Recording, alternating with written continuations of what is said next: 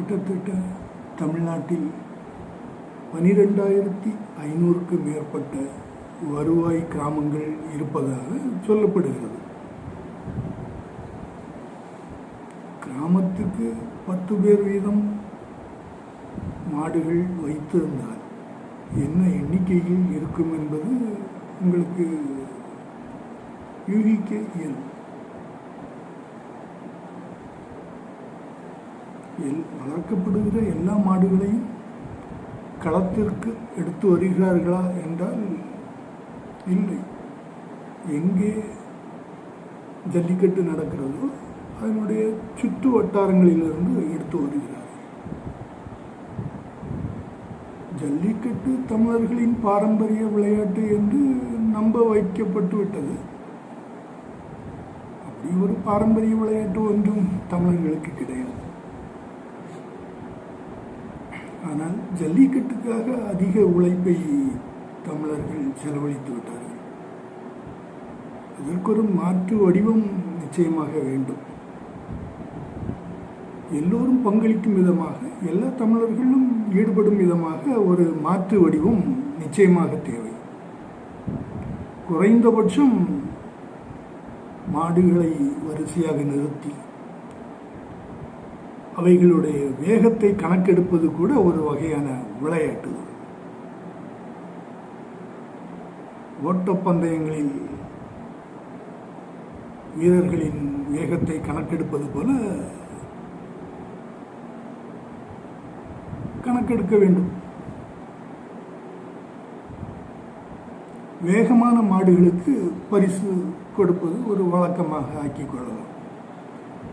ஒரு விளையாட்டை உலக அளவில் எடுத்து செல்ல வேண்டும் என்றால் இது போன்ற சில நியாயங்களை, சில அறங்களை உட்படுத்த வேண்டும். அதுதான் ஒரு விளையாட்டுக்கு சரியான தீர்வாக இருக்கும். தமிழர்களுடைய ஒரு விளையாட்டு உலக அளவில் வர வேண்டும் என்றால் அதனுடைய வடிவம் உலக அளவிற்கு இருக்க வேண்டும்.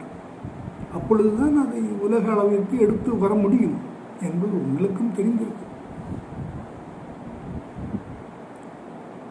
மாடு வளர்ப்பவர்களின் எண்ணிக்கையும் அதிகரிக்கும், விவசாய வருமானமும் பெருகும். ஆண்டுக்கு ஒரு முறை நடத்தப்படுகிற ஜல்லிக்கட்டை விட இது மாதம் மாதம் ஒவ்வொரு மாவட்டத்திலும் நடத்தி கொள்ள முடியும். மாடுகளுடைய வேகத்தை கணக்கெடுத்துக் கொள்ள முடியும். ஒரு சீரான விளையாட்டாக இது மாற்றி அமைக்கப்பட வேண்டும் என்பது பலருடைய ஆர்வம். முயற்சிக்கவும் செய்கிறார்கள். சில கிராமங்களில் அதை முயற்சி செய்து பார்க்க முயன்று சில அரசியல் தடைகளால் நிறுத்தி வைக்கப்பட்ட விளையாட்டுகளும் இருக்கின்றன. பாரம்பரிய விளையாட்டுக்கள் என்ற பெயரில் திரும்பவும் நாம் நம்பிக்கைகளை கொடுக்க வேண்டும்.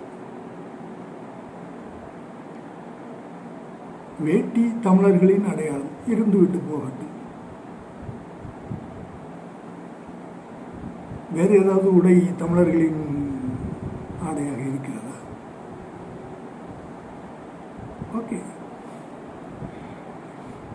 தமிழர்கள் பண்பாடு என்று தனித்துவமான பண்பாடு எல்லாம் அக்காலகட்டத்தில் இருக்கவில்லை. பழந்தமிழ் இலக்கியங்களை படிப்பவர்கள் அதை புரிந்து கொண்டிருப்பார்கள். பிரத்யேகமான வாழ்வியல் முறை ஒன்றும் கிடையாது. அக்காலகட்டத்தில் இயற்கையோடு இணைந்த வாழ்வும்,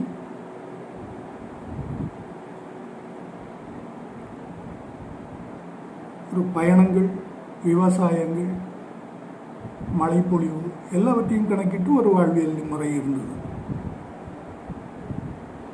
அந்த வாழ்வியல் முறைதான் பண்பாடு என்கிற பெயரில் திரும்பவும் கடைபிடிக்கப்படுகிறது. கடைபிடிக்கப்படுவது பற்றி நாம் பேசவில்லை.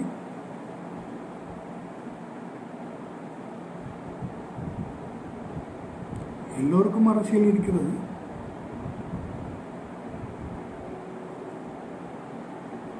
தமிழ்நாட்டிலே தமிழர்கள் ஒடுக்கப்படுவது உங்களுக்கு தெரிந்திருக்கலாம். மாற்று வடிவத்தை நாம் முயற்சிக்க வேண்டும் என்பது ஒரு பலருடைய அபிப்பிராயம்.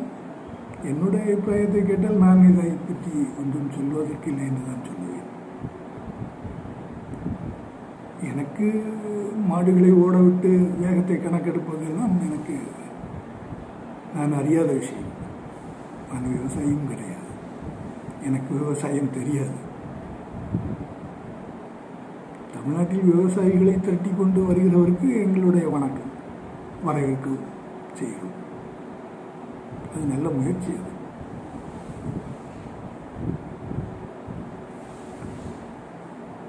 ஜல்லிக்கட்டுக்கு மாற்று வடிவத்தை நாம் நிச்சயமாக ஒரு உலகளவில் எடுத்து போக வேண்டும் என்று விரும்புகிறோம் என்று சொல்லிக் கொள்கிறேன்.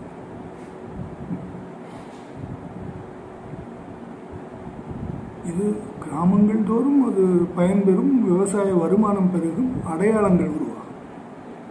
ஒவ்வொரு மாவட்டத்துக்கும் உள்ள கிராமங்கள், இளைஞர்கள் அடையாளங்களை பெறுவது எளிதாக இருக்கும். இந்த கிராமத்தில் இருந்து வந்த மாடுகள் இவ்வளவு வேகமாக ஓடின என்பது ஒரு சொல்வதற்கு எளிதாகவும் இருக்கும். ஒவ்வொரு மாதமும் இதை நடத்தினால் சிறப்பாகவும் இருக்கும். வருடத்திற்கு ஒரு முறை நடத்தக்கூடிய விளையாட்டுகள் நமக்கு தேவையா என்பதை நீங்கள் சற்று யோசிக்கலாம். வாழ்த்துக்கள்.